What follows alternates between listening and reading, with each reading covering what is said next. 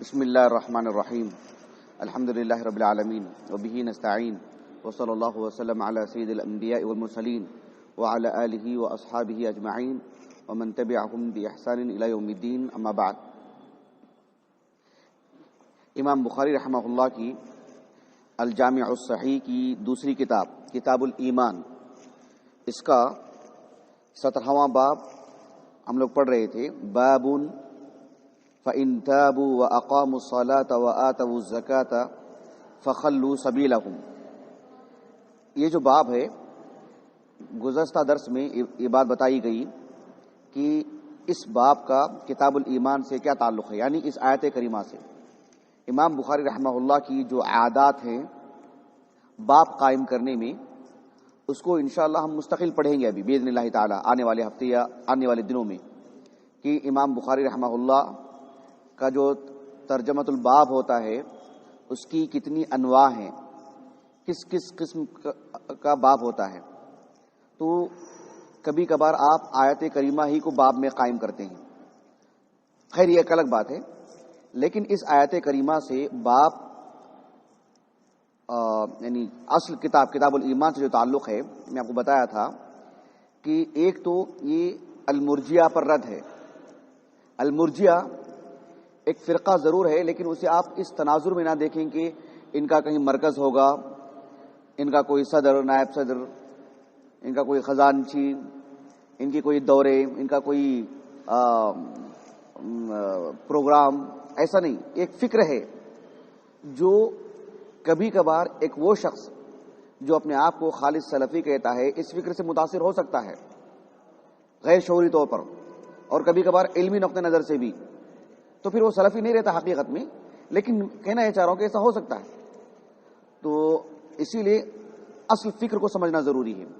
ضمناً ایک بات بتا دے رہا ہوں، ضمناً کہ ہم دیکھتے ہیں کہ عامت الناس کو خوارج کا لفظ جیسے آتا ہے تو سمجھتے ہیں کہ ہاں یہ ایک غلط رخ ہے، لیکن جب دیکھتے ہیں کہ داعش، تو پھر فوراً پریشان ہو جاتے ہیں کہ داعش کون ہے، اور متاثر ہو جاتے ہیں ان کی باتوں سے، ان کے افکار سے، ان کی حرکتوں سے، جبکہ وہ عین خوارج ہیں۔ جو خوارج کی مذمت، جو خوارج کی برائی کتاب و سنت میں ہے، بالکل وہی۔ اس سے پہلے اسامہ بن لادن ایک منحرف اور گمراہ انسان، اس کا جو یہ تھا کہ القاعدہ سے متعلق مسلمانوں کی بڑی تعداد متاثر ہو گئی، سمجھے کہ یہ بہت ہی نیک لوگ ہیں، اچھے لوگ ہیں، اسلام کے لیے مفید ہیں، مسلمانوں کے لیے مفید ہیں، جبکہ یہ مسلمانوں کے لیے، اسلام کے لیے، پوری دنیا کے لیے مضر ہی مضر، اور سب سے زیادہ مسلمانوں کے لیے نقصان دہ۔ فرق کہاں سے پڑا؟ آپ نے الفاظ کو دیکھا، ان کے افکار کو نہیں دیکھا۔ تو اسی لیے افکار کو اگر پڑھ لیتے ہیں، آپ کسی بھی نام سے آئیں، آپ کو معلوم ہے شراب ہے، کسی بھی بوتل میں رکھی جائے، کسی بھی گلاس میں رکھ کر کے دیا جائے آپ کو، شراب ہے، آپ یہ دیکھیں گے اس میں نشہ آ رہا کہ نہیں آ رہا ہے، آپ یہ نہیں دیکھیں گے کس گلاس میں رکھ کے دے رہے ہیں۔ عام طور پر شراب جس گلاس، مخصوص انداز کی گلاس میں پی جاتی ہے، اسی میں دیں گے تو شراب ہے۔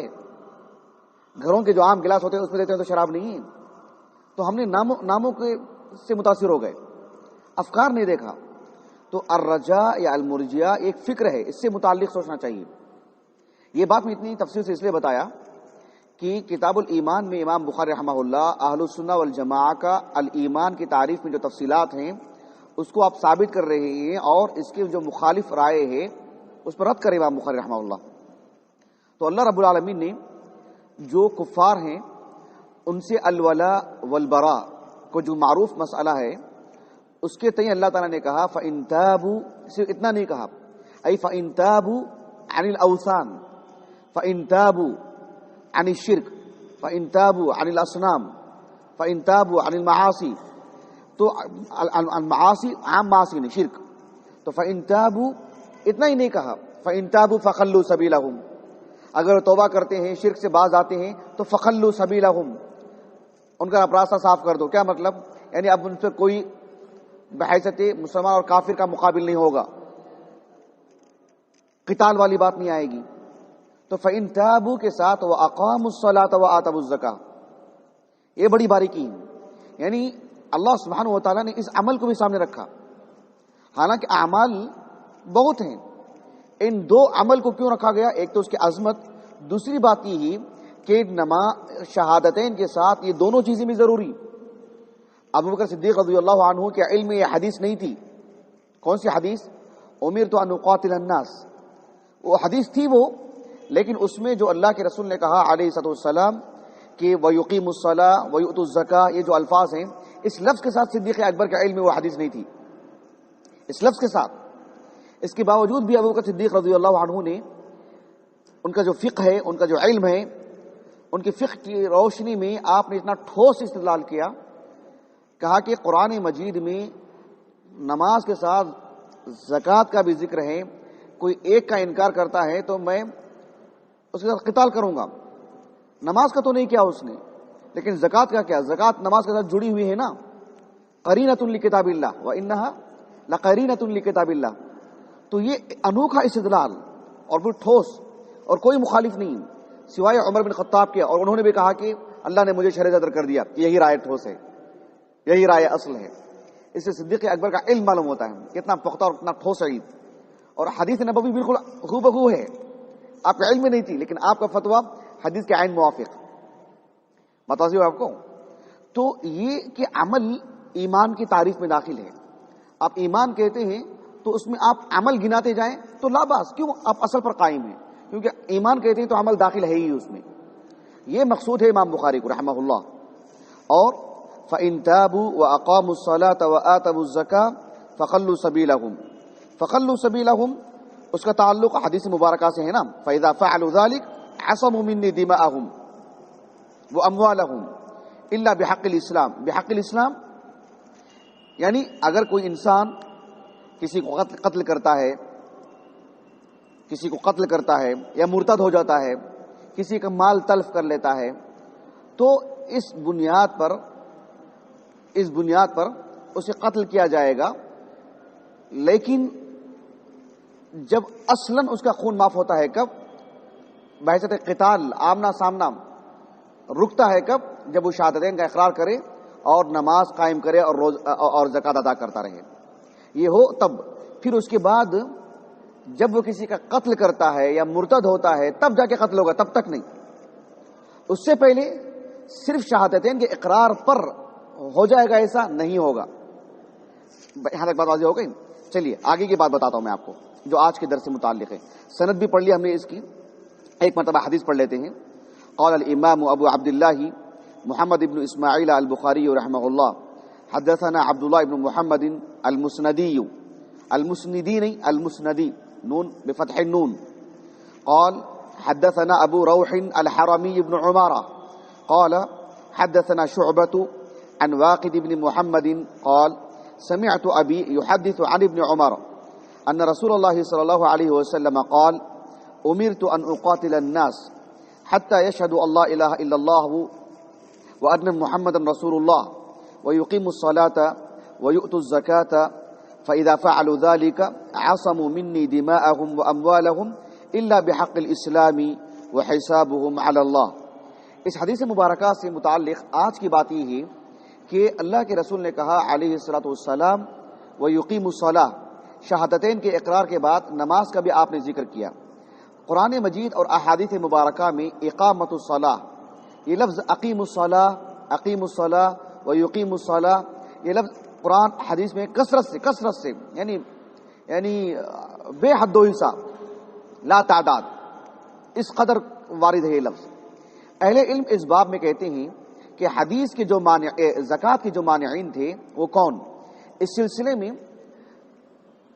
محی الدین امام نووی رحمہ اللہ، امام محی الدین یحییٰ ابن شرف النووی رحمہ اللہ، صحیح مسلم میں بھی یہ حدیث موجود ہے کتاب الایمان میں.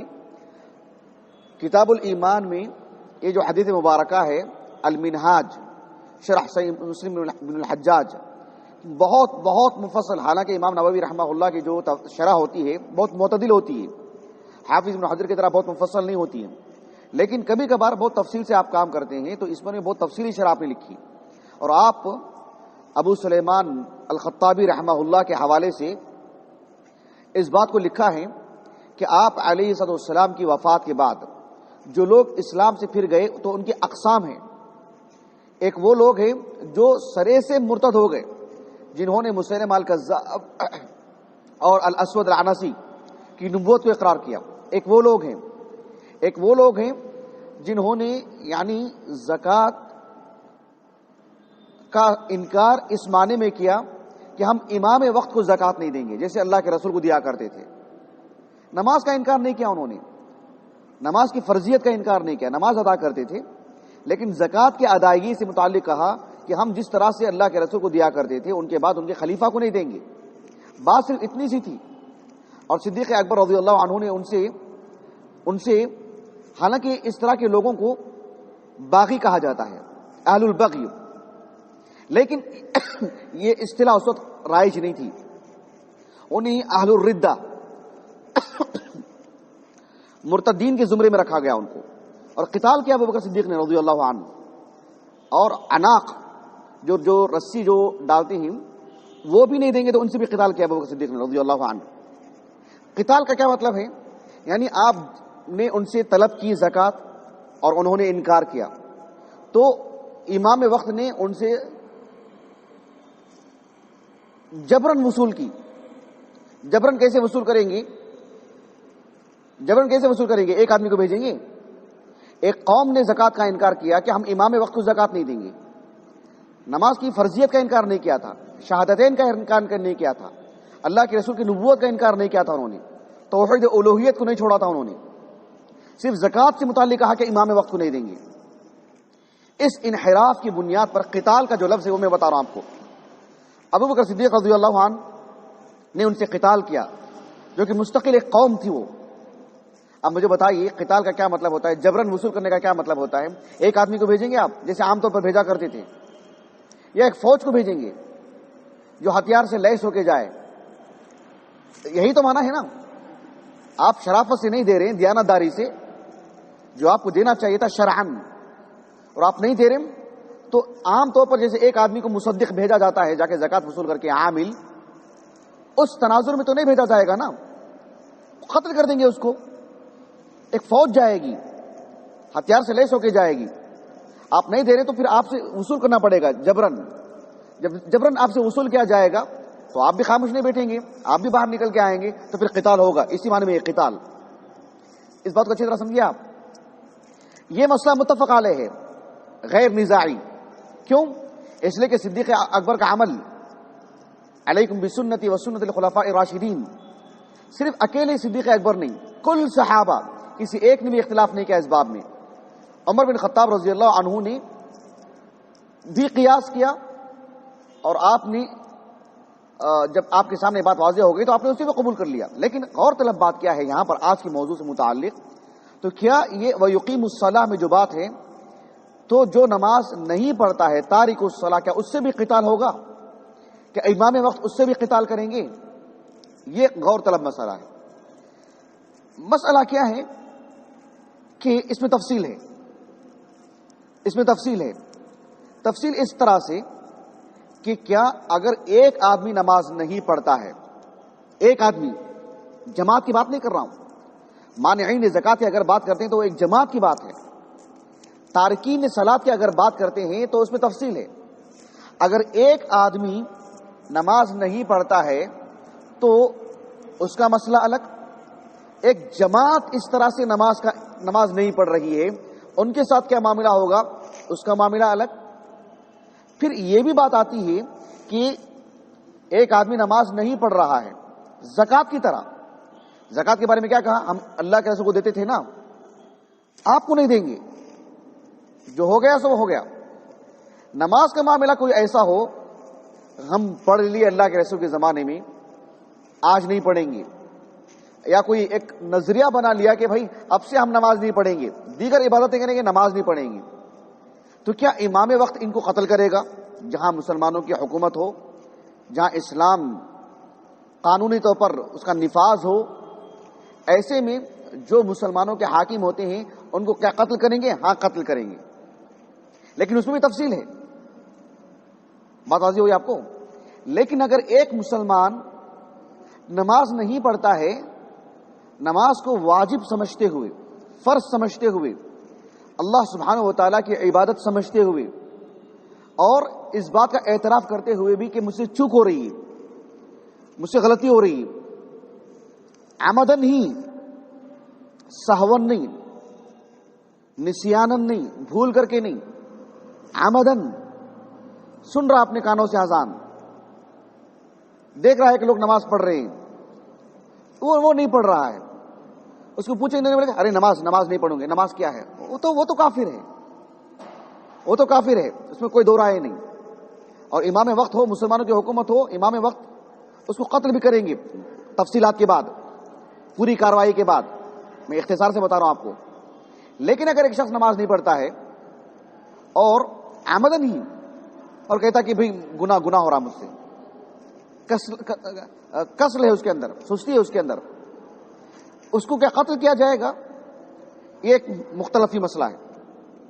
اس سلسلے میں آپ دیکھیں گے شروع سے لے کر علماء نے بات کی، جمہور اہل علم یہی کہتے ہیں کہ تارکین صلاۃ کو قتل کیا جائے گا یا نہیں کیا جائے گا۔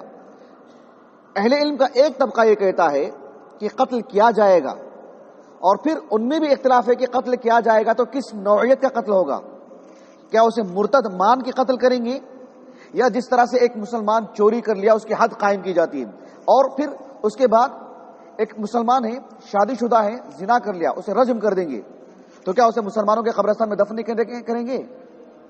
نہیں کریں گے؟ کریں گے نا۔ ایک مسلمان زنا کر لیا، شادی شدہ ہے، رجم کیا، انتقال ہو گیا، جنازے کی نماز پڑھی جائے گی نہیں پڑھی جائے گی؟ غسل دیا جائے گا نہیں دیا جائے گا؟ کفن پہنایا جائے گا، نماز جنازہ پڑھی جائے گی، مسلمانوں کے قبرستان میں دفن کیا جائے گا، اگر اس کے پاس مال ہے تو وارثین میں منتقل ہوگا، وہ اس کے لیے دعائے مغفرت کی جائے گی، آخر میں انشاءاللہ اس کے لیے جنت ہوگی باذن اللہ تعالی، ہے کہ نہیں؟ لیکن اس پر حد قائم کی گئی، حد جاری کی گئی اس پر۔ تو تارک صلاۃ پر جب قتل کرنے والے جو موقف رکھتے ہیں جو علماء، ان کے درمیان یہ اختلاف ہے کہ قتل کس نوعیت کا ہوگا، کیا قتل مرتد کی وجہ سے ہوگا؟ اگر ارتداد کی وجہ سے ہوا ہے تو اسے مسلمانوں کے قبرستان میں دفن نہیں کیا جائے گا، غسل نہیں کرایا جائے گا، وہ ایک کافر کا انتقال ہوا ہے، اور اس کا وراثت سے کوئی لینا دینا نہیں ہوگا، اس کے بعد والوں کو، اس کے وارثین میں سے دعائیں مغفرت نہیں ہوگی اس کے لیے، اور وہ ہمیشہ کے لیے جہنم ہوگا۔ جو قتل کے قائل ہیں ان کے درمیان کا مسئلہ، اگر وہ شخص ایسا ہے جو نماز کا انکار کرتا ہے کہ بھئی نماز کوئی عبادت ہی نہیں، میں مانتا ہی نہیں اس کو، تو اس کے حق میں جو قتل ہوگا پوری کاروائی کے بعد تو وہ بحیثیت مرتد کے قتل کیا جائے گا۔ لیکن جو قتل کے قائل ہیں، عمدن ہی کوئی نماز ترک کر رہا ہے، ایسی صورت میں وہ یہ کہتے ہیں کہ قتل تو کیا جائے گا ارتداد کی وجہ سے نہیں، حدن، ایک حد جاری کرتے ہوئے۔ یہ واضح ہوا؟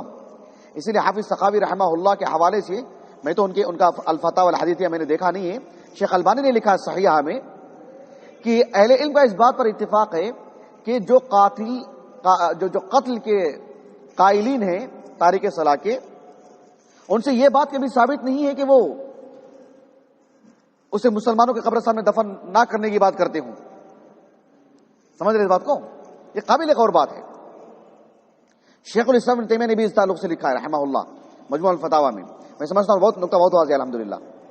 لیکن جو اہل علم یہ کہتے ہیں کہ تارکین صلاۃ کو مانعین زکوٰۃ کی طرح قتل نہیں کیا جائے گا، یہ جمہور اہل علم کا موقف ہے۔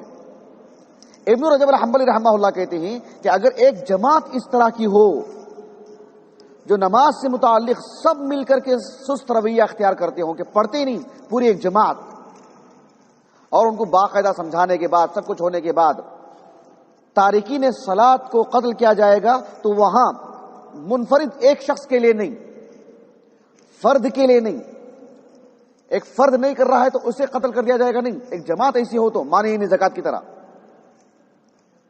اس لیے کہ اس کے گھر میں گھس کے قتل نہیں کریں گے۔ نماز کو کیوں نہیں ہے اس معاملے کو لے کر، یہ تم توازی ہو آپ کو۔ شیخ البانی رحمہ اللہ نے اس دور میں، ہم جانتے ہیں کہ علماء سعودیہ اور حنابلہ کے پاس یہ معاملہ بہت سخت ہے، حنابلہ کے ہاں شیخ البانی رحمہ اللہ نے اس پر بہت تفصیل سے لکھا ہے اور حنابلہ پر رد بھی کیا ہے۔ حنابلہ کے ہاں یہ معاملہ بہت سخت ہے، نکاح بھی فسخ ہو جائے گا تارک صلاۃ کے ساتھ۔ تو شیخ البانی رحمہ اللہ نے سلسلۃ الاحادیث الصحیحہ میں یہ جو جلد نمبر 1 پہلی جلد میں الجزء الاول صفحہ نمبر 171 حدیث نمبر 80 پر 7 کی حدیث ہے، یدرس الاسلام کما یدرس وش الثوب حتی لا یدرا ما صیام ولا صلاۃ ولا نسک ولا صدقہ. یہ جو حدیث مبارکہ ہے کہ اسلام کی تعلیمات اس قدر مندرس اور مٹی نظر آ جائیں گی جیسے کہ کپڑے سے وہ اس کا اصل جاتے رہتا ہے، داغ دھبے جاتے رہتے ہیں. یہاں تک کہ لوگوں کو نماز روزہ عبادت کیا ہے نہیں معلوم، حتیٰ کہ مسلمان کچھ ایسے باقی رہیں گے معاشرے میں، بوڑھے مرد بوڑھی عورتیں، جو یہ کہیں گے ادرکنا آباءنا علی ہذہ الکلمہ لا الہ الا اللہ. نہ وہ نماز پڑھتے ہوں گے، نہ روزہ رکھتے ہوں گے، کچھ نہیں. کچھ ایسے بھی ہوں گے مسلمان، وہ یہ کہیں گے کہ ہمارے آبا و اجداد لا الہ الا اللہ کہا کرتے تھے، فنحن نقول، ہم بھی وہی کہہ رہے ہیں. کیوں کہہ رہے ہیں ہم کو نہیں معلوم بھائی، ہمارے آبا و اجداد کہا کرتے تھے.